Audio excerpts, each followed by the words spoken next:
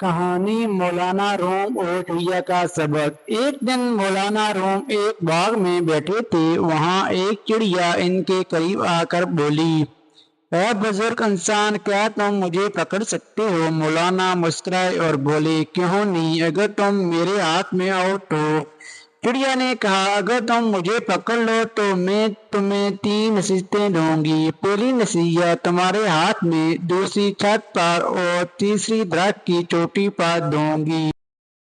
मौलाना ने इतवार किया और चिड़िया को पकड़ लिया। चिड़िया बोली, पहली नसीहत ये है कि कभी ऐसा वादा ना करो जो पूरा ना कर सको। मौलाना ने उसे आजाद कर दिया।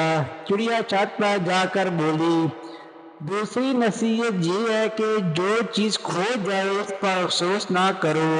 फिर वो दरख्त की चोटी पर जाकर बैठी और बोली, तीसरी नसीहत ये है कि बेबुनियाद बातों पर यकीन ना करो। तुम्हें मालूम होना चाहिए कि मेरे पेट में एक कीमती मोती है, अगर तुम मुझे ना छोड़ते तो वो तुम्हें मिल जाता।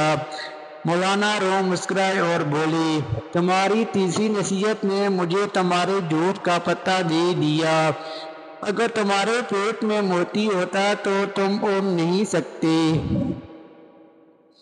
चिड़िया ने कहा, यही अक्ल की बात है, अपनी समझ से काम लो और जिंदगी में धोखे से बचो।